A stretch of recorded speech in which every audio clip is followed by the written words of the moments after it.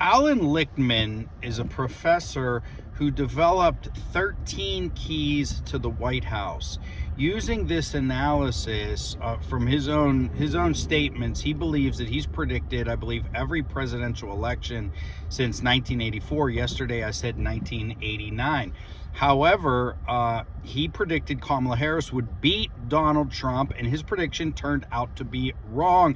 And I was watching his podcast last night, and right until the very end, he said Kamala was going to win. But at this point, it now appears to be impossible. Donald Trump has won. He's a new president of the United States. Now, I made a video yesterday talking about how Lichtman was wrong. And the reason he was wrong is not because his framework necessarily doesn't work, but because I believe he misinterpreted his own framework, And there's people who have a couple of different opinions about how exactly he misinterpreted it. The way the framework works is he has 13 keys, and if 6 of the keys are false, then the incumbent party loses. So Kamala Harris would lose.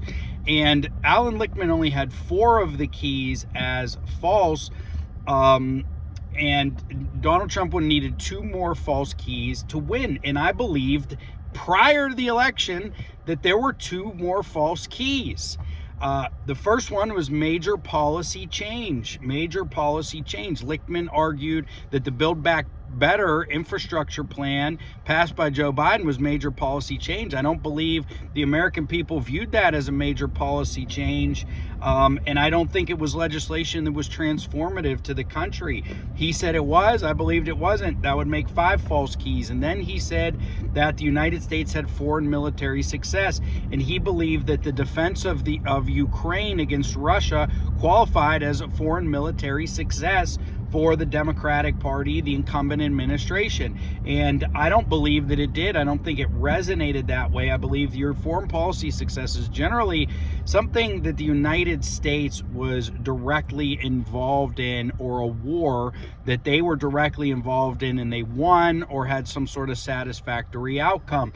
So I believe he was wrong on those 2 keys. Some people say he was also wrong on the short-term economy key, because while the numbers appear to show the economy getting a bit better, the perception of the economy is not that it's getting better. And that would have given an additional false key. That would have been 7 false keys. And that's kind of like what this election looked like, because Donald Trump, he won this election. I don't know all the numbers yet, but he did pretty darn good. And it wasn't razor edge like it was the last time he won in 2016. So why did Alan Lichtman get this wrong? Why did I think that he got this wrong ahead of time? Well, because when he launched his YouTube channel, I began to watch it, and I noticed that he appears to have what has commonly been known as Trump derangement syndrome. So, he reads, he's very reliant upon the New York Times and a lot of other publications and media sites that are liberal leaning. And just from hearing him talk and the news sites that he cited, it didn't appear to me that he was consuming news in an unbiased or objective way. And he even stated that in his book, the Keys to the White House, that these are objective. This is not this analysis of the keys is not biased in one way or another, and that he remains objective. And I'm sure that he thinks that he remained objective in doing his analysis of the keys. But I sensed when I began to watch his podcast that he was not, because just listening to the things that he was saying, he just appeared to me to mostly be repeating a lot of liberal news lines, a liberal political spin. And, he wasn't consuming any type of conservative news or objective news or right-wing news, which I do think you need to do in order to get a balanced view. You got to watch both sides, because there's no single news outlet that is just the most objective, like the source of your objective news. It doesn't exist. exist. So the only way to get anywhere in the middle is to listen and watch, read both. And I didn't think that he was getting his information in an unbiased way.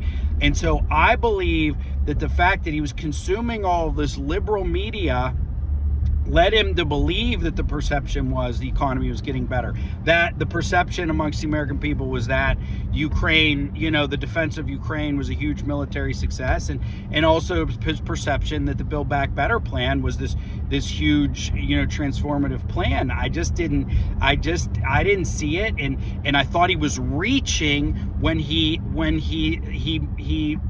selected those keys. So I don't think that we should look at Lichtman's framework and say it's total BS. I think it's a very effective and useful framework, but I do believe that he interpreted the framework incorrectly. And I think he would have a better chance of, before he makes his official predictions, I believe he should involve other people in analyzing the framework in order to get those additional perspectives, because it appears he just does it himself. And, he thought, Ukraine was this great foreign military success. It's like, Ukraine has barely even been in the news the last year. When the war first started, it got a lot of news coverage, but it's dragged on. And now Americans aren't really paying attention to it.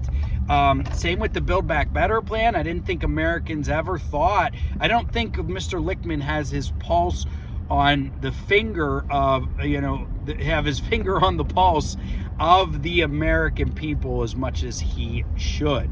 So this is Joe Palmetto, Joe the Lawyer. This is a Libertarian Front. If you like my content, please like, subscribe, comment, and share. Tune in for more and political libertarian type content. All right, have a great day.